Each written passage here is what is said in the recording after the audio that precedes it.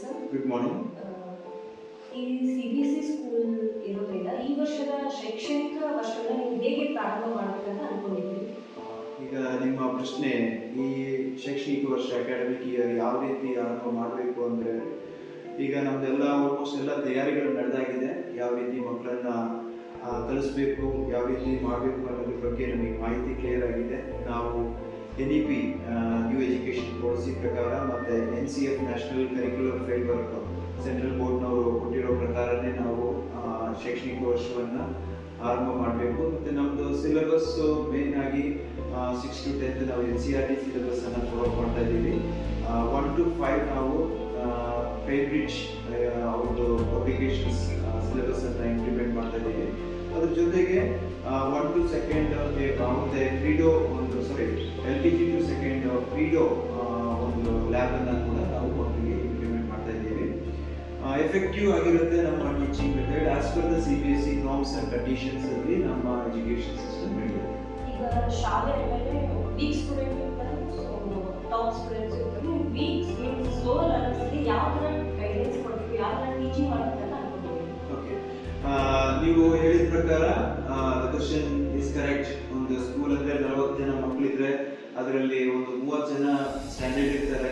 But ಒಂದು 10 ಜನ ಮಕ್ಕಳಿಗೆ ವೀಕ್ನೆಸ್ ಅಂದರೆ ಅವರು ಕಲಿಯೋದಕ್ಕೆ ಅಥವಾ ಓದೋದಕ್ಕೆ ಬರೆಯೋದಕ್ಕೆ ಅವರಿಗೆ ತುಂಬ ತೊಂದರೆಗಳು ಆಗುತ್ತೆ. ಅಂಥ ಮಕ್ಕಳಿಗೆ ನಾವು ಸ್ಪೆಷಲ್ ಕೇರಿಂಗ್ ಕೊಟ್ಟು, ಅಂದರೆ ರೀಡಿಂಗ್, ರೈಟಿಂಗ್, ಸ್ಪೀಕಿಂಗ್ ಸ್ಕಿಲ್ಗೋಸ್ಕರ ರೆಮಿಡಿಯಲ್ ಕ್ಲಾಸ್ಗಳನ್ನು ನಾವು ಕೊಡ್ತೀವಿ. ಆ ಮಕ್ಕಳನ್ನ ಜಾಸ್ತಿಯಾಗಿ ನಾವು ಕಾನ್ಸಂಟ್ರೇಷನ್ ಮಾಡಿಕೊಂಡು, ನಮಗೆ ಕಲಿಯುವಂಥ ಮಕ್ಕಳಿಗಿಂತ ನಾವು ಜಾಸ್ತಿ ಕಾನ್ಸಂಟ್ರೇಷನ್ ಜಾಸ್ತಿ ಕೊಡೋದಂದರೆ, ಈಗ ಸ್ಟಡೀಸಲ್ಲಿ ವೆಲ್ ಅಟೆಂಡ್ ಆಗಿರುವಂಥ ಮಕ್ಕಳಿಗೆ 70% ಅಟೆನ್ಷನ್ ಕೊಟ್ಟರೆ ನಾವು ಈ ವೀಕ್ ಮಕ್ಕಳಿಗೆ 100% ನಾವು ಕೊಡ್ತಾ ಇದ್ದೀವಿ. ಅದೇ ರೀತಿ ಎಲ್ಲ 3 ಲ್ಯಾಂಗ್ವೇಜಸ್ ಅಲ್ಲಿ ಬೇಕಾಗಿರುವಂಥ ಚೇಂಜಸ್ ಏನಂದ್ರೆ, ನಂಬರ್ 1 ಅದು ಪ್ರಾಬ್ಲಮ್ ಏನಂದ್ರೆ, ರೀಡಿಂಗ್ ಮತ್ತೆ ರೈಟಿಂಗ್, ಸ್ಪೀಕಿಂಗ್ ಈ 3 ಸ್ಕಿಲ್ಗಳು ಇಲ್ಲದಿದ್ದಾಗ ಮಕ್ಕಳಿಗೆ ಬಾಕಿ ಇರೋ ಎಲ್ಲ ಸಬ್ಜೆಕ್ಟ್ಗಳು ಕೂಡ ತುಂಬಾ ಕಷ್ಟ ಆಗ್ತಿದೆ. ಅದನ್ನ ನಾವು ಆ ಸೊಲ್ಯೂಷನ್ ಅನ್ನ ತಗೊಂಡು ರೆಮಿಡಿಯಲ್ ಕ್ಲಾಸ್ ಕೊಟ್ಟು ಮತ್ತೆ ಸ್ಟ್ರೆಸ್ ಕೊಟ್ಟು ಆ ಮಕ್ಕಳನ್ನ ತುಂಬಾ ಕೇರ್ ಕೊಟ್ಟು ನಾವು ಅವರಿಗೆ ಸೊಲ್ಯೂಷನ್ ಮಾಡ್ಕೊಡ್ತೇವೆ. ಇದು ರೀಡಿಂಗ್, ರೈಟಿಂಗ್ ಅಂಡ್ ಈ ಪರ್ಪಸ್ ಆಯ್ತು. ಸೊ ಈಗ ಟೀಚರ್ಸ್ ನ ನೋಡೋಕೆ ಟೀಚರ್ಸ್ ಬರೀ ಥಿಯರಿಟಿಕಲ್ ಥಿಯರಿ ಕ್ಲಾಸ್ ಹೋದ್ರೆ ಪ್ರಾಕ್ಟಿಕಲ್ ವಿತ್ ಪ್ರಾಕ್ಟಿಕಲ್ CBSE ಗೆ ನೀಡಿರೋದು ನೀವು ಥಿಯರಿ ಪ್ಲಸ್ ಪ್ರಾಕ್ಟಿಕಲ್. ಸೊ ನೀವು ಯಾವ ರೀತಿ ರೆಡಿ ಮಾಡ್ಕೊಂಡಿದ್ದೀರಾ, ಟೀಚರ್ಸ್ ಹೇಗೆ ರೆಡಿ ಇದ್ದಾರೆ? ಓಕೆ, ಟೀಚರ್ಸ್ ಬಗ್ಗೆ ಹೇಳೋದಾದ್ರೆ ನನ್ನೆಲ್ಲ teachers well qualified and they well talented also. ಅವರು ಆಸ್ ಪರ್ ದ NCF ಮತ್ತೆ NEP ಪ್ರಕಾರ ಇರುವಂಥ ಎಲ್ಲ ಚಾಪ್ಟರ್ಗಳಿಗೆ ನಾವೊಂದು ಪ್ಲಾನ್ ಮಾಡ್ಕೊಂಡಿದ್ದೀವಿ, ಆನ್ಯುವಲ್ ಪ್ಲಾನ್ ಅನ್ನು ಮಾಡ್ಕೊಂಡಿದ್ದೀವಿ. ಎಲ್ಲ ಚಾಪ್ಟರ್ಗಳಿಗೂ ಒಂದೊಂದಾದ ರೀತಿಯಲ್ಲಿರುವಂಥ ಆಕ್ಟಿವಿಟಿಯನ್ನು ಕಂಡಕ್ಟ್ ಮಾಡ್ತೀವಿ. ಅದಕ್ಕೆ ನಮಗೆ ಬೇಕಾಗಿರುವಂಥ ಲ್ಯಾಬ್ಗಳು ಕೂಡ ನಮಗೆ ಇಲ್ಲಿ ಅವೈಲೇಬಲ್ ಆಗಿರುತ್ತೆ. ಟೀಚರ್ಸಿಗೆ ಬೇಕಾಗಿರುವಂಥ ಎಕ್ವಿಪ್ಮೆಂಟ್ಸ್ ಅಂದರೆ ಬರೀ ಥಿಯರಿ ಮಾತ್ರ ನಾವು ಹೇಳಲ್ಲ. ಈಗ ಮಗುವಿಗೆ ಎಕ್ಸಾಂಪಲ್ ಒಂದು ಪ್ಲಾಂಟ್ ಬಗ್ಗೆ ಕಲಿಬೇಕು ಅಂದರೆ ಮಗುವಿಗೆ ಚಿತ್ರ ಬಿಡಿಸಿ ಕಲಿಸೋದಕ್ಕಿಂತ ಮಗುವನ್ನ ಎನ್ವೈರನ್ಮೆಂಟಲ್ ಆಗಿ ಅಂದರೆ ನೇಚರಿಗೆ ಕರ್ಕೊಂಡು ಹೋಗಿ ಅಲ್ಲಿ ಹೋಗಿ ಒಂದು ಪ್ಲಾಂಟ್ ಅನ್ನ ತೆಗೆದು ಅದ್ರದ್ದು ಕಂಪ್ಲೀಟ್ ಪಾರ್ಟ್ಸ್ ಆಫ್ ಪ್ಲಾಂಟ್ಸ್ ಅದು ಯಾವ ರೀತಿ ಇರುತ್ತೆ ಏನಂತ ಅದು ಪ್ರಾಕ್ಟಿಕಲ್ ಆಗಿರುವಂಥ ಒಂದು ಟೀಚಿಂಗ್ ಅನ್ನ ಕೊಡಕ್ಕೆ, ಮತ್ತೆ ಆಕ್ಟಿವಿಟಿ ಬೇಸ್ಡ್ ಆಗಿ. ಈಗ 2 + 2 = 4 ಅಂತ ಮಕ್ಕಳಿಗೆ ಕಲ್ಸಕ್ಕಾಗಲ್ಲ, ಅವ್ರಿಗೆ ಹೇಳ್ಕೊಟ್ರೆ ಅದು ನೆನಪಿಗೆ ಇರಲ್ಲ. ಅವಾಗ ಅವ್ರ ಕ್ಲಾಸಲ್ಲಿರುವಂಥ 2 ಮಕ್ಕಳಿಗೆ ಕರೆದು 4 ಜನ ಮಕ್ಕಳಿಗೆ ಕರೆದು ನಾವು ಸಪ್ರೇಟ್ ಆಗಿ ಮಾಡಿಬಿಟ್ಟು ಮತ್ತೆ ಅದನ್ನ ಜೋಡಿಸೋ ರೀತಿಯಲ್ಲಿ ತೋರಿಸಿ ಆಕ್ಟಿವಿಟಿ ಮುಖಾಂತರ ನಾವು ಈ ರೀತಿ ಕ್ಲಾಸ್ಗಳನ್ನ ಕಂಡಕ್ಟ್ ಮಾಡಿಕೊಂಡು ಮಗು ಯಾವತ್ತೂ ಮರ್ತೋಗಬಾರದು ಅನ್ನೋ ಒಂದು ನಿಟ್ಟಿನಲ್ಲಿ ಆಕ್ಟಿವಿಟಿ NEP ಮತ್ತೆ NCF ಮುಖಾಂತರನೇ ನಾವು ಆಕ್ಟಿವಿಟಿ ಬೇಸ್ಡ್ ಲರ್ನಿಂಗ್ ಸ್ಕಿಲ್ ಅನ್ನು ನಾವು ಕೊಡಕ್ಕೆ ಇಚ್ಛೆ ಪಡ್ತೇವೆ. ಈಗ ವಿಜ್ಞಾನ ಮತ್ತು ಸೈನ್ಸ್ ಮತ್ತೆ ಮ್ಯಾಥ್ಸ್ ಲ್ಯಾಬ್ ಹೇಗೆ ನಡೆಸ್ತೀರಿ, ಯಾವ ಥರ ಪ್ರಾಕ್ಟಿಕಲ್ ಕ್ಲಾಸ್ಗಳನ್ನ ತಗೋತೀರಾ? ಈಗ ಸೈನ್ಸ್ ಮತ್ತೆ ಮ್ಯಾಥ್ಸ್ ಅಲ್ಲಿ ಜಾಸ್ತಿ ಪ್ರಾಕ್ಟಿಕಲ್, ಎಸ್ಪೆಷಲಿ ಸೈನ್ಸ್ ಅಲ್ಲಿ ಪ್ರಾಕ್ಟಿಕಲ್ ಅಂದ್ರೆ ಈಗ ಟೀಚರ್ ಪ್ರಾಕ್ಟಿಕಲ್ ಮಾಡಕ್ ಮಾತ್ರ ಗೊತ್ತಿರಕ್ಕಾಗಲ್ಲ, ಟೀಚರಿಗೆ ಗೊತ್ತಿರುತ್ತೆ, ಅದಕ್ಕೆ ಅವರು ಪ್ರಾಕ್ಟಿಕಲ್ ಮಾಡಿ ತೋರಿಸ್ತಾರೆ. ನನ್ನ ಸ್ಕೂಲಲ್ಲಿ ಕಲಿಯುವಂತ ಎಲ್ಲ ಮಕ್ಕಳಿಗೂ ಅದೇ ಪ್ರಾಕ್ಟಿಕಲ್, ಏನ್ ಟೀಚರ್ ಪ್ರಾಕ್ಟಿಕಲ್ ಮಾಡಿ ತೋರಿಸ್ತಾರೆ, ಈಗ ಕೆಮಿಸ್ಟ್ರಿಯಲ್ಲಿ ಆಗಲಿ, ಬಯಾಲಜಿ ಆಗಲಿ ಅಥವಾ ಫಿಸಿಕ್ಸ್ ಅಲ್ಲಿ ಏನು ಅವ್ರು ಮಾಡಿ ತೋರ್ಸಕ್ಕೆ ಇಷ್ಟಪಡ್ತಾರೆ ಅದು ಆ ಮಕ್ಕಳು ಕೂಡ ಅದನ್ನ ಮಾಡಬೇಕು. They are also willing to do same the practical what the teacher is doing. If suppose a teacher is mixing with the chemicals, that same measurement, the students also should know how to mix the chemicals without getting any damages. ಈ ಒಂದು ರೀತಿಯಲ್ಲಿ ನಾವು ಮಕ್ಕಳನ್ನ ಶೈಕ್ಷಣಿಕ ವರ್ಷದಲ್ಲಿ ಅಥವಾ lab ಮುಖಾಂತರ ಅವರನ್ನು ಡೆವಲಪ್ ಮಾಡ್ತೀವಿ. ಕ್ಲಾಸ್ ರೂಮ್ ಅಲ್ಲಿ ಟೀಚರ್ಸ್ ಇಂಡಿವಿಜುವಲ್ ಕೇರ್ ಅನ್ನು ಹೇಗೆ ಮಾಡ್ತಾರೆ? ಇಂಡಿವಿಜುವಲ್ ಕೇರ್ ಅಂದ್ರೆ ನಾನು ಟೀಚರ್ಸ್ಗೆ ಕರೆಕ್ಟ್ ಆಗಿ ಒಂದು ಪಿಕ್ಚರ್ ಕೊಟ್ಟಿದ್ದೀನಿ. ಈಗ ಇಂಡಿವಿಜುವಲ್ ಕೇರ್ ನಮಗೆ ಕಲಿಯುವಂತ ಮಕ್ಕಳಿಗೆಲ್ಲ ನಾವು ಜಾಸ್ತಿ ಇಂಡಿವಿಜುವಲ್ ಕೇರ್ ಕೊಡಬೇಕಾಗಿದೆ. ಕೆಲವು ಮಕ್ಕಳು ಸುಮ್ಮನೆ ಆಕ್ಷನ್ ಮಾಡ್ತಾರೆ, ಬಂದು ಕೂತ್ಬಿಟ್ಟು ಬೆಂಚ್ ಮೇಲೆ ಮಲಗ್ತಾರೆ. ಅವಾಗ ಪ್ರತಿಯೊಂದು ಮಕ್ಕಳಲ್ಲಿ ಏನ್ ನಡೀತಿದೆ ಅದ್ರ ಬಗ್ಗೆ ನಾವು ಒಂದು ಕ್ಲಾರಿಟಿ ಕೊಡ್ಬೇಕು. ಅದೇ ರೀತಿ ವೀಕ್ ಇರುವಂತ ಮಕ್ಕಳಿಗೆ ನಾವು ಅಲ್ಲಿ ಫೋಕಸ್ ಕೊಡ್ತಾ ಹೋಗ್ಬೇಕು. ಅಂದ್ರೆ ಅವ್ರಿಗೆ ಈಚ್ ಯಾವ ರೀತಿ ಅಂದ್ರೆ ಸ್ಕೂಲಿಗೆ ಬಂದಿದ ತಕ್ಷಣ ಟೆಕ್ಸ್ಟ್ ಬುಕ್ ತೆಗೆಯೋದು ಅಥವಾ ಅವರು ಟೀಚಿಂಗ್ ಲೆಸನ್ ಪ್ಲಾನ್ ತೆಗೆಯೋದು ಟೀಚ್ ಮಾಡೋದಲ್ಲ. ಒಂದು ಪ್ರೀವಿಯಸ್ ಡೇ ಏನಾಗಿದೆ ಅನ್ನೋದ್ರ ಬಗ್ಗೆ ಅದೊಂದು ಕ್ವಶನ್ಸ್ ಕೇಳಿ ಯಾವ ಮಕ್ಕಳಿಗೆ ಕೇಳಬೇಕು ಅನ್ನೋದ್ರ ಬಗ್ಗೆ ಅದೊಂದು ಆಕ್ಟಿವ್ ಮಾಡ್ತೀವಿ. ಮತ್ತೆ ಅವ್ರಿಗೆ ಬೇಕಾದಂತ ಆಕ್ಟಿವಿಟಿ ಲೈಕ್ ಸೆಮಿನಾರ್.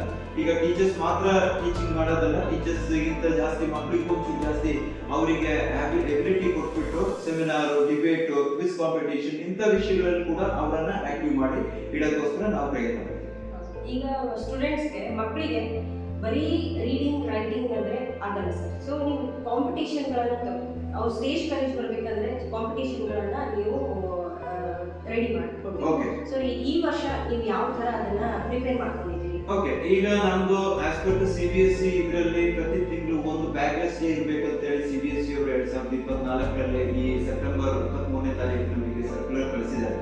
ಅದರ ಪ್ರಕಾರ ಪ್ರತಿ ಶನಿವಾರ ಕೂಡ ನಮಗೆ ಆಕ್ಟಿವಿಟಿ ಡೇಸ್ ಆಗಿರುತ್ತೆ. ಆಲ್ಮೋಸ್ಟ್ ಎಲ್ಲ ಶನಿವಾರಗಳು ಆಕ್ಟಿವಿಟಿ ಡೇಸ್ ಇರುತ್ತೆ.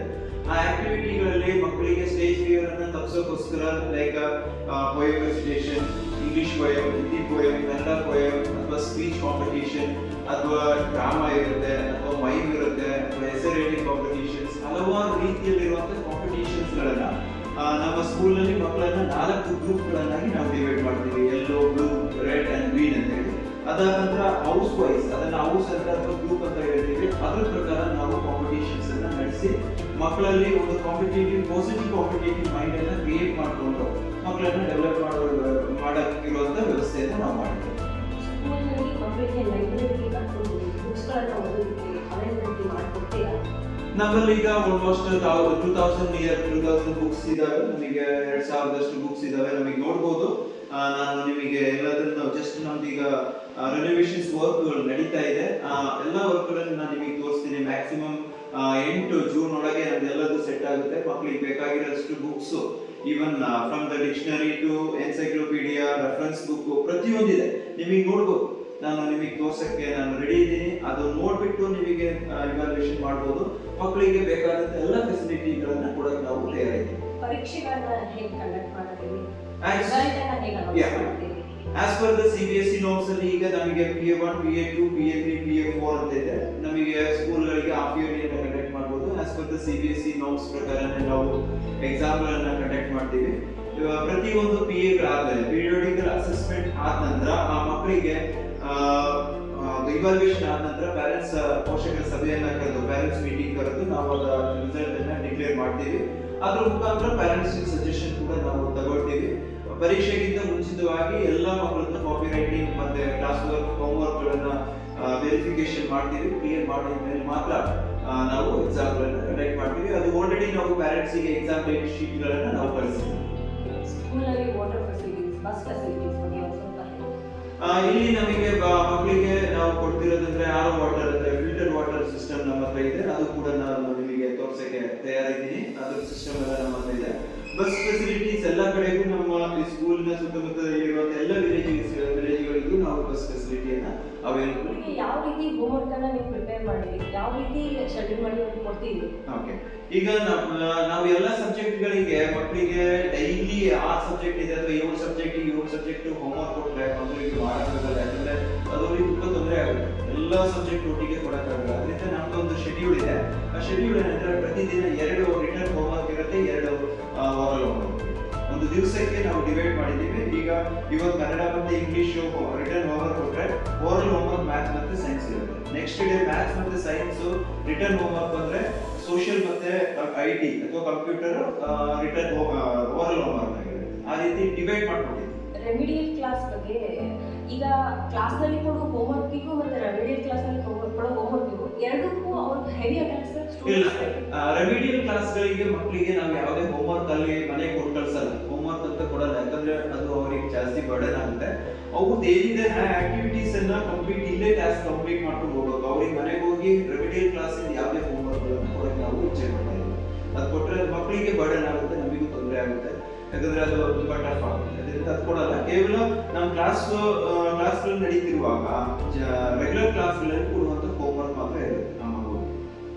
ಈಗ ಒಬ್ಬ students 2 to 3 days or 1 week absent ಇದ್ದರೆ ಅವರೆಲ್ಲ ಹೇಗೆ ನೀವು ಮತ್ತೆ ಈ ಕ್ಲಾಸ್ಗಳಲ್ಲಿ ಸೆಟ್ ಮಾಡ್ತೀರಾ? ಈಗ ನಾವು ಪ್ಯಾರೆಂಟ್ಸ್ಗೆ ಆಲ್ರೆಡಿ ವಿಷಯಗಳನ್ನ ತಿಳಿಸಿದ್ದೀವಿ. ಯಾವ ರೀತಿ ಅಂದರೆ ಮಗುವಿಗೆ ಕಾಯಿಲೆ ಮೆಡಿಕಲ್ ಈಗ ಸಪೋರ್ಟ್ ಬೇಕಾದಲ್ಲಿ, ಮಗು ಅಡ್ಮಿಟ್ ಆಗಿದ್ದಲ್ಲಿ ಅಥವಾ ಮಗುವಿಗೆ ಸ್ಕೂಲಿಗೆ ಬರೋಕ್ಕಾಗದಂಥ ಒಂದು ಸನ್ನಿವೇಶ ಬಂದರೆ ಅಂಥವ್ರಿಗೆ ನಾವು ಸ್ಕೂಲಿಂದಲೇ ನೋಟ್ಸನ್ನು ಪ್ರಿಪೇರ್ ಮಾಡಿ ನಾವು ಅವರಿಗೆ ಮಕ್ಕಳಿಗೆ ಒಂದು ವ್ಯವಸ್ಥೆ ನಾವು ಮಾಡ್ತೀವಿ. ಒಂದು ಮತ್ತು ಅವರಿಗೆ ಸ್ಪೆಷಲ್ ಆಗಿ ಅವ್ರ ಮಕ್ಕಳಿಗೆ ಯಾವಾಗ ಬೇಕಾದರೂ ಆ ಮಗುವಿಗೆ ಬಂದು ಟೀಚರ್ಸಿಗೆ ಅಪ್ರೋಚ್ ಮಾಡಿ ತಗೋಬಹುದು. ಇನ್ನು ಎರಡನೇ ವಿಷಯ ಏನಂದ್ರೆ, ಈಗ ಮಗು ಮನೆಯಲ್ಲಿ ಯಾವ್ದಾದ್ರು ಸಾವು ಏನಾದರೂ ಆದಲ್ಲಿ ಈಗ ಮಗುವಿಗೆ ನಾವು ಸಪೋರ್ಟ್ ಮಾಡಬೇಕಾಗುತ್ತೆ. ಆ ವಿಷಯಕ್ಕೂ ಕೂಡ ನಾವು ನೋಟ್ಸ್ ಅನ್ನ ಕೊಡ್ತೀವಿ. ಅದ್ಬಿಟ್ಟು ಒಂದು ಮಗು ಒಂದಕ್ಕಿಂತ ಜಾಸ್ತಿ ದಿನ ಆಬ್ಸೆಂಟ್ ಇದ್ರೆ ನಾವು ಇಮಿಡಿಯೇಟ್ಲಿ ನಮ್ಮ ಆಫೀಸ್ ಕಡೆಯಿಂದ ಅಥವಾ ಕ್ಲಾಸ್ ಟೀಚರ್ಸ್ ಕಡೆಯಿಂದ ನಾವು ಪೇರೆಂಟ್ಸ್ಗೆ ಕಾಂಟ್ಯಾಕ್ಟ್ ಮಾಡಿ ಏನು ವಿಷಯ ಅಂತ ಕೂಡ ನಾವು ಕೇಳ್ತೀವಿ. ಈಗೆಲ್ಲ ಹೇಳಿದ ಪ್ರಕಾರ ನಿಮ್ಮ ಲ್ಯಾಬ್ ಲೈಬ್ರರಿ ತಗೊಂಡು ನೀವು ಹೇಳಿದ ಪ್ರಕಾರ ಸೈನ್ಸ್, ಮ್ಯಾಥ್ ಲ್ಯಾಬ್ ಹಾಗೂ ಲೈಬ್ರರಿಗಳನ್ನ ತೋರಿಸೋದಕ್ಕೆ ರೆಡಿ ಇದ್ದೀವಿ. ನಾವು ಸ್ಟಾರ್ಟಿಂಗ್ ಸ್ಕೂಲ್ ಎಂಟ್ರೆನ್ಸ್ ಇದ್ದಾನೆ ನಮಗೆ ಸ್ಟಾರ್ಟ್ ಮಾಡ್ಕೊಳ್ಳೋಣ. ಯಾವ ರೀತಿ ನಾವು ಪ್ರಿಪರೇಷನ್ ಮಾಡಿದ್ದೀವಿ, ಯಾವ ರೀತಿ ಅಂತ ಹೇಳ್ತಾರೆ ಹೋಗ್ತಾ ಇದ್ದೀವಿ. ಸರ್, ಇವ್ರು ಯಾರು? ಇವರು ಮಿಸಸ್ ಸುಶಾ ಅಂತ ಹೇಳಿ, vice principal of our school, and she is Kannada teacher also. She is working for last 5 years. That is, and this is our school entrance.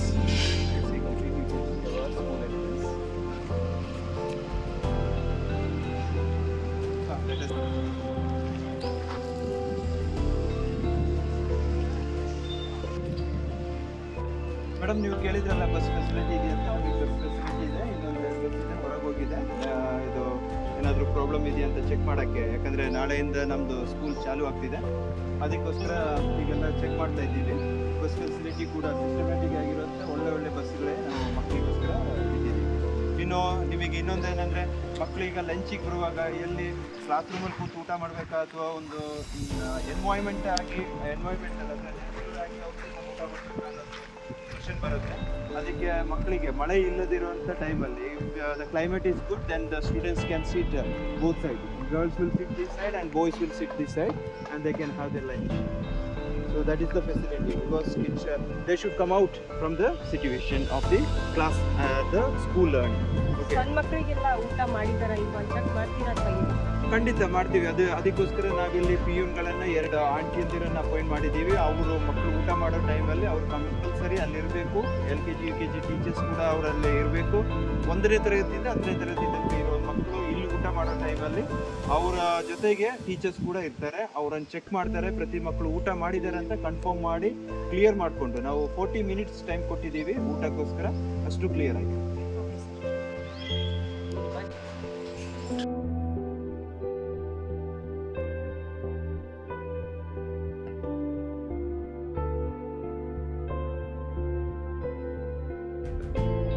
CBSE norms ಪ್ರಕಾರ ಸ್ಕೂಲಲ್ಲಿ ರ್ಯಾಂಪ್ ಇರಬೇಕಂತ ಇದೆ. ಯಾಕಂದರೆ ಕೆಲವೊಂದು ಮಕ್ಕಳು ಹ್ಯಾಂಡಿಕ್ಯಾಪ್ ಆಗಿರುವಂಥ ಮಕ್ಕಳು ಇರ್ತಾರೆ. ಆ ಮಕ್ಕಳಿಗೆ ತುಂಬ ತೊಂದರೆಗಳಾಗುತ್ತೆ. ಯಾಕಂದರೆ ಕೆಳಗೆ ಇಳಿದು ಬರೋಕ್ಕೆ ಇವಾಗ ವೀಲ್ ಚೇರು ಅಥವಾ ಸ್ಟ್ರೆಚರಲ್ಲಿ ಮಕ್ಕಳನ್ನು ಕೆಳಗೆ ತರೋಕ್ಕಿರುವಂಥ ವ್ಯವಸ್ಥೆ CBSE ಕಂಪಲ್ಸರಿ ಕೇಳುತ್ತೆ. ಅದ್ರ ಪ್ರಕಾರ ನಮ್ಮ ಸ್ಕೂಲಲ್ಲಿ ಒಳ್ಳೆ ಸಿಸ್ಟಮ್ ಆಗಿರುವಂಥ ರ್ಯಾಂಪ್ ಸಿಸ್ಟಮ್ ಎಲ್ಲ ಕಡೆ ಇದೆ. ನಾವು ಅದನ್ನು ಇಂಪ್ಲಿಮೆಂಟ್ ಮಾಡಿದ್ದೀವಿ.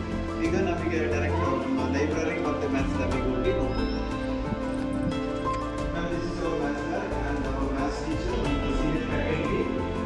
ಇನ್ನೊಬ್ರು ಮ್ಯಾಥ್ಸ್ ಟೀಚರ್ ಇದ್ದಾರೆ, ಅವರು ಇವತ್ತು ಬಂದಿಲ್ಲ. ಅವರು ಬರ್ತಾರೆ ನಾಳೆಯಿಂದ ನಮ್ಮ ಸ್ಕೂಲ್ ಫ್ರೀ ಓಪನ್ ಆದಮೇಲೆ ಅವರು ಬರ್ತಾರೆ.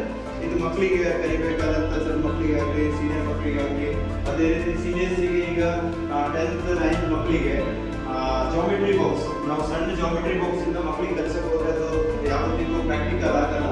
ಸೊ ಅದಕ್ಕಾಗಿ ಈಗ ಒಂದು ಟೀಚರ್ ಮ್ಯಾಥ್ಸ್ 9th ಮಾಡ್ತಾರೆ, ಒಬ್ಬರು 10th ಮಾಡ್ತಾರೆ. ಅದಕ್ಕೆ ಅವ್ರಿಗೆ ಬೇಕಾದಂಥ ಎಲ್ಲ ಎಕ್ವಿಪ್ಮೆಂಟ್ಸು, ಮ್ಯಾಥ್ಸ್ ಲ್ಯಾಬ್ ಮೆಟೀರಿಯಲ್ಸ್ ಎಲ್ಲದೂ ಅವರಿಗೆ ಕೊಟ್ಟಿದ್ದೀವಿ. ಒಂದು 5 ಅಳತೆಗಳಿದೆ. ಅದೇ ರೀತಿ ಸಣ್ಣ ಮಕ್ಕಳಿಗೋಸ್ಕರ ಯಾವುದಂತ ತೋರಿಸ್ಬೋದು. ಇಲ್ಲಿ ಮಾಡೆಲ್ಸ್ ಇದು ಕೌಂಟಿಂಗ್ ಕೊಡ್ಬೋದು, ಕೌಂಟಿಂಗ್ ಕಲಿಯೋಕ್ಕೋಸ್ಕರ. ಅಥವಾ ಇದು ಅಳತೆಗಳು ಮಕ್ಕಳಿಗೆ 100 ml ಅಂದರೆ ಎಷ್ಟು, 200 ml ಅಂದರೆ ಎಷ್ಟು, ಇದು ಮಕ್ಕಳಿಗೆ ಅರ್ಥ ಆಗಲ್ಲ. ಅದಕ್ಕೆ ಅದು ಕ್ಲಿಯರ್ ಆಗಿ ಮಾಡಿಕೊಟ್ಟಿದ್ದೀವಿ. ಇದು ಶೇಪ್ಗಳು, ಯಾವ್ಯಾವ ಶೇಪ್ಗಳಿದ್ದಾವೆ, ಟ್ರಯಾಂಗಲ್ ಯಾವುದು, ರೆಕ್ಟಾಂಗಲ್ ಯಾವುದು, ಎಲ್ಲ ಮಾಡೆಲ್ಸ್ ಇದ್ದಾವೆ. ಅದೇ ರೀತಿ ಇದ್ರ ಪ್ರಕಾರನೇ ತೋರಿಸಿದೀವಿ, ಇಲ್ಲೂ ತೋರಿಸಿದೀವಿ ಟ್ರಯಾಂಗಲ್ಸ್ ಮಾಡೆಲ್ಸ್ ಅನ್ನ ನಾವು ತೋರಿಸಿದೀವಿ. ಅದೇ ರೀತಿ ಇದು ಇನ್ನೊಂದು ರೀತಿಯಾಗಿರುವಂತ ವಿಶೇಷತೆಗಳು, ಶೇಪ್ಸ್ ಗಳನ್ನ ಕೊಟ್ಟಿದ್ದೀವಿ. ಇದು ಸರ್ಕಲ್ ಯಾವ ರೀತಿ ಆಗುತ್ತೆ, ಇದು ಟ್ರಾನ್ಸ್ಪರೆನ್ಸಿ ಆಗಿ ಇರುವಂತ ಇದು ಆಫ್ಸೆಟ್ಸ್ ತಗೊಂಡಿದ್ದೀವಿ. ಅದ್ರ ಪ್ರಕಾರ ಇಲ್ಲಿ ನೋಡಿದ್ರು ನಿಮಗೆ ಗೊತ್ತಾಗುತ್ತೆ ಇನ್ನೊಂದು ರೀತಿಯಲ್ಲಿರುವಂತ ಮ್ಯಾಥ್ಸ್ ಎಕ್ವಿಪ್ಮೆಂಟ್ಸ್ ಮತ್ತೆ ಚಾರ್ಟ್ಗಳ ಮುಖಾಂತರ ಇರುತ್ತೆ. ಮಕ್ಕಳಿಗೆ ನೀವು ಕೇಳಿದ ಪ್ರಶ್ನೆಗೆ ಈಗ ಉತ್ತರ ಕೊಡ್ತಾ ಇದ್ದೀನಿ. ಮಕ್ಕಳಿಗೆ ಇಲ್ಲಿ ಮ್ಯಾಥ್ಸ್ ಲ್ಯಾಬ್ ಪ್ರಾಕ್ಟಿಕಲ್ ಆಗಿರುತ್ತೆ. ಪ್ರಶ್ನೆ ಕೇಳಿದ್ರೆ ಮಕ್ಕಳಿಗೆ ಯಾವ ರೀತಿ ಲೈಬ್ರರಿ ಸಿಸ್ಟಮ್ ಮಾಡ್ತಾ ಇದ್ದೀವಿ ಅಂತ, ಇದ್ರದ್ದು ಈಗ ರೆನೋವೇಷನ್ ವರ್ಕ್ ನಡೀತಿದೆ. ಒಂಚೂರು ಪ್ರಾಬ್ಲಮ್ ನೀಟ್ ಮಾಡ್ತಾ ಇದ್ದೀವಿ. ಮತ್ತೆ ನಮಗೆ ಒಂದು ಸುಮಾರು ಬುಕ್ಸ್ಗಳು ಬಂದಿದೆ, ಕರೆಕ್ಟಾಗಿ ಈಗ ಟೀಚರ್ಸ್ ಅದನ್ನು ಸೆಟ್ ಮಾಡ್ತಾ ಇದ್ದಾರೆ. ನಮಗೆ ಇಷ್ಟು ಬುಕ್ಸ್ಗಳ ಅವೈಲಬಿಲಿಟಿ ನಮಗಿದೆ. ಈ ಬುಕ್ಸ್ ಅಲ್ಲಿ ಇಲ್ಲಿ ಮತ್ತೆ ಟೇಬಲ್ಸ್ ಇದೆಲ್ಲ ಬರುತ್ತೆ, ಮಕ್ಕಳಿಗೆ ಓದಕ್ಕಿರೋ ವ್ಯವಸ್ಥೆ. ಮತ್ತೆ ಕೆಳಗಡೆ ಮ್ಯಾಟ್ ಹಾಕ್ತೀವಿ. ಒಂದು ಸಿಸ್ಟಮ್ಯಾಟಿಕ್ ಆಗಿರುವಂತ ಲೈಬ್ರರಿ ಸಿಸ್ಟಮ್ ನಾವು ಮಾಡ್ತಾ ಇದ್ದೀವಿ. ಅದು ವಿತಿನ್ ಡೇಸ್ ಅಲ್ಲಿ ಕಂಪ್ಲೀಟ್ ಆಗಿದೆ. ಇದು ಕನ್ನಡ ಸೆಕ್ಷನ್ ಬುಕ್ ಇರುತ್ತೆ, ಮತ್ತೆ ಎಲ್ಲ ಸಬ್ಜೆಕ್ಟ್ ವೈಸ್ ಇರುವಂತ ಬುಕ್ಗಳು ನಮಗೆ ಮಕ್ಕಳಿಗೆ ನಿಮಗೆ ನೋಡ್ಬೋದು. ಯಾವ ಬುಕ್ ಬೇಕಾದ್ರೂ ನಿಮಗೆ ನೋಡ್ಬೋದು.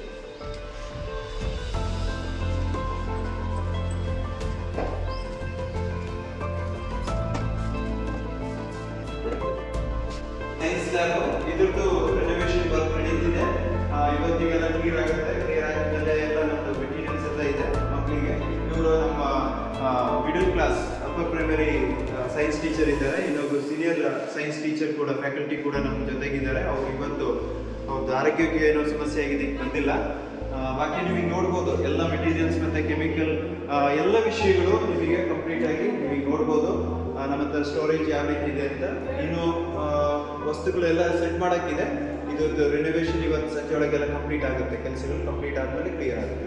ಕ್ಲಾಸ್ಗಳಲ್ಲಿ ಇಂಡಿವಿಜುವಲ್ ಕ್ಲಿಯರ್ ಮಾಡ್ತೀನಿ ಅಂತ ನೀವು ಪ್ರಾಮಿಸ್ ಮಾಡಿದಿರಲ್ಲ, ಸೊ ಲ್ಯಾಬ್ ಗಳಲ್ಲಿ ಕೂಡ ಇಂಡಿವಿಜುವಲ್ ಕ್ಲಿಯರ್ ಮಾಡಬೇಕು. ಖಂಡಿತ. ಸ್ಟೂಡೆಂಟ್ಸ್ ಗಳಿಗೆ ಹೆಂಗ್ ಮಾಡ್ತಾರೆ, ಒಬ್ಬೊಬ್ರು ನೆಗ್ಲಿಜೆನ್ಸ್ ಇರ್ತಾರೆ ಸ್ಟೂಡೆಂಟ್ಸ್ ಗಳನ್ನ.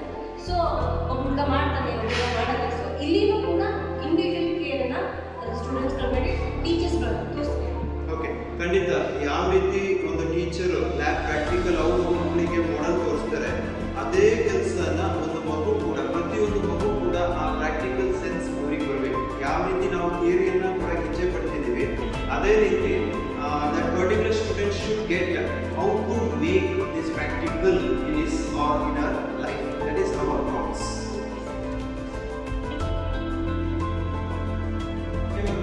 ಇದು ನಮ್ಮ ಕಂಪ್ಯೂಟರ್ ಲ್ಯಾಬ್. ಇವರು ನಮ್ಮ IT ಡಿಪಾರ್ಟ್ಮೆಂಟ್ ಕಂಪ್ಯೂಟರ್ ಟೀಚರ್ ಆಗಿದ್ದಾರೆ ಸ್ಕೂಲಿಗೆ.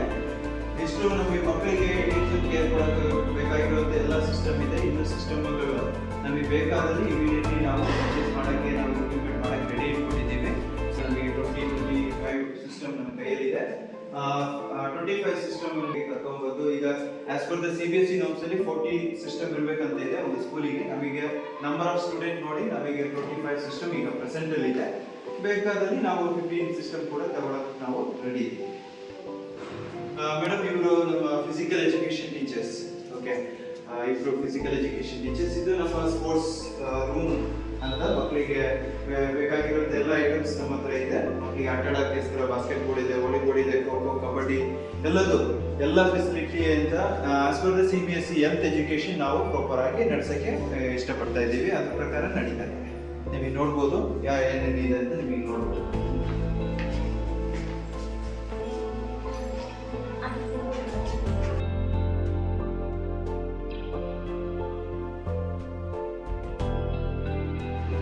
ನಿಮ್ಮ ಮಕ್ಕಳಿಗೆ ಕುಡಿಯೋಕೆ ನೀರಿನ ವ್ಯವಸ್ಥೆ ಏನಿದೆ ಅಂತ ಒಂದು ಕ್ವಶನ್ ಕೇಳಿದ್ರು ನಮ್ಮ. ಇದು ನಮ್ಮ ಆಲೋಚಿತ ಕಂಟ್ರೋಲ್ ಪ್ಯಾನಲ್. ಇದರಿಂದಾನೇ ಮಕ್ಕಳಿಗೆ ಕುಡಿಯುವಂತಹ ಶುದ್ಧ ನೀರಿನ ವ್ಯವಸ್ಥೆಯನ್ನು ಇಡೀ ಸ್ಕೂಲ್ಗೆ ನಾವು ಮಾಡ್ತಾ ಇದ್ದೀವಿ. LKG UKGಗೆ ಪ್ರತ್ಯೇಕವಾಗಿ ನಾವು ವಿಡಿಯೋ ಲ್ಯಾಬ್ ಅಂತ ಮಾಡಿದ್ದೀವಿ. ಈ ಲ್ಯಾಬಲ್ಲಿ ನೋಡ್ಬೋದು ಹಲವಾರು ಐಟಮ್ಸ್ ಇದ್ದಾವೆ, ಹಲವಾರು ಚಾರ್ಟ್ಸ್ ಇದ್ದಾವೆ. ಮಕ್ಕಳಿಗೆ ಇಂಡಿವಿಜುವಲ್ ಕೇರ್ ಹೇಗೆ ಮಾಡ್ತೀವಿ ಅಂತ ಹೇಳಿ ಒಂದು ಪ್ರಶ್ನೆ ಕೇಳಿದ್ವಿ ನಮ್ಮನ್ನ. ಪ್ರತಿಯೊಂದು ಮಗು ಪ್ರತಿಯೊಂದು ವಸ್ತುವನ್ನು ತೆಗೆದುಕೊಂಡು ಪ್ರತ್ಯೇಕವಾಗಿ ತಾನೇ ಅದನ್ನು ನೋಡ್ಬೋದು, ಕಲಿಬೋದು. ನೋಡಿ ಕಲಿಗಿಂತ ಮಾಡಿ ಕಲಿ ಅನ್ನುವಂತಹ ಒಂದು ವಿಚಾರವನ್ನು ಇಂಪ್ಲಿಮೆಂಟ್ ಮಾಡಿ ನಾವು ಈ ಕ್ರೈಡೋ ಲ್ಯಾಬನ್ನು ಮಾಡಿದ್ದೀವಿ. ಈ ಮಕ್ಕಳಿಗೆಲ್ಲ ಕೂತ್ಕೊಳ್ಳೋಕ್ಕೆ ಕೆಲವಷ್ಟು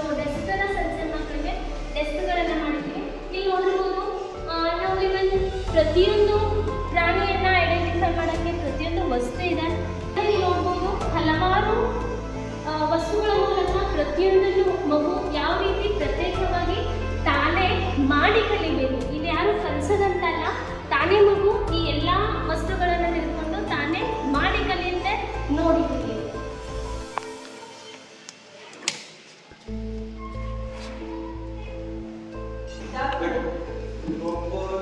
Maintenance and usage is very less.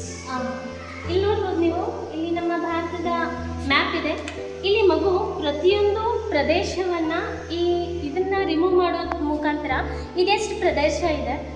For example Karnataka ಎಷ್ಟು ಪ್ರದೇಶ ಇದೆ, ಆಂಧ್ರ ಪ್ರದೇಶ ಎಷ್ಟು ಪ್ರದೇಶ ಇದೆ, ತಮಿಳುನಾಡು ಎಲ್ಲಿದೆ, ಅದರಿಂದ ವಿಸ್ತೀರ್ಣ ಎಷ್ಟು ಅನ್ನೋದನ್ನು ಪ್ರತ್ಯೇಕವಾಗಿ ಭಾರತ ಖಂಡದಲ್ಲಿ ಇರುವಂಥ ಪ್ರತಿ ಪ್ರದೇಶವನ್ನು ಇದ್ರ ಮೂಲಕ ಐಡೆಂಟಿಫೈ ಮಾಡ್ಬೋದು. ಆ್ಯಂಡ್ ಒನ್ ಮೋರ್ ಥಿಂಗ್, ಪ್ರತಿ ಪ್ರದೇಶವನ್ನು ಆಯಾ ಪ್ಲೇಸಲ್ಲಿ ಮತ್ತೆ ಹಾಕಿ ಭಾರತ ಖಂಡವನ್ನು ರಚಿಸುವಂತಹ ಸ್ವರಚನಾ ಭಾರತ ಖಂಡ. ನೀವಿಲ್ಲಿ ನೋಡ್ಬೋದು, ಒಂದು ಮನುಷ್ಯನ ದೇಹದ ರಚನೆ ಇದೆ. ಇಲ್ಲಿ ಮಗು ಇದರಿಂದ ನೀವು ಹೇಗೆ ದೇಹದ ರಚನೆಯನ್ನು ಐಡೆಂಟಿಫೈ ಮಾಡ್ಬೋದು, ಕಲಿಬೋದು ಅಂತ ನೀವು ತಿಳ್ಕೊಬೇಕು. ಇಲ್ಲಿ ನೋಡಿ, ಇದನ್ನು ಈ ಪಾರ್ಟನ್ನು ತೆಗೆದುಬಿಟ್ರೆ ಇಲ್ಲಿ ಬರೆದಿದೆ ಚೆಸ್ಟ್ ಆ್ಯಂಡ್ ಸ್ಟಮಕ್ ಅಂತ ಹೇಳಿ. ಆ್ಯಂಡ್ ಅದೇ ರೀತಿ ಇದನ್ನು ವಾಪಸ್ ನಾವು ಹಾಕಿ ಇಲ್ಲಿ ನೋಡಿ ಹೆಡ್ ಆ್ಯಂಡ್ ಫೇಸ್, ಅಂದರೆ ಇದು ಹೆಡ್ ಆ್ಯಂಡ್ ಫೇಸ್ದ ಭಾಗ ಅಂತ ಹೇಳಿ ನಾವು ಗುರುತಿಸ್ಬೋದು. ಅದೇ ರೀತಿ ಆರ್ಮ್ಸ್,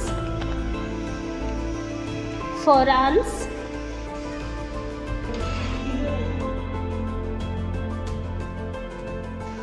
ನಮ್ಮ LKG UKG ಟೀಚರ್ಸ್ ಇರೋಲಾದನ್ನು ಹ್ಯಾಂಡಲ್ ಮಾಡ್ತಾ ಇರೋದು. ತುಂಬ ಎಫೆಕ್ಟಿವ್ ಟೀಚಿಂಗ್ ಇದೆ.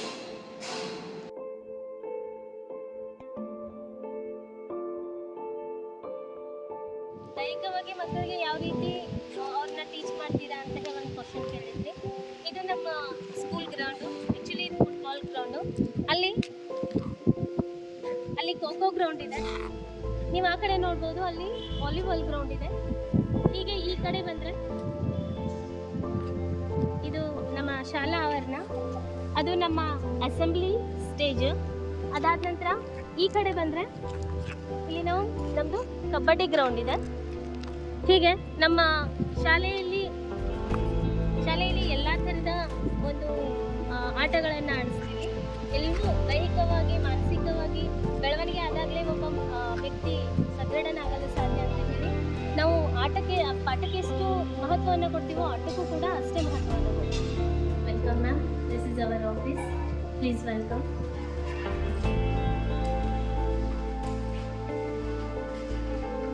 ಇದು ನಮ್ಮ research chamber, please come in.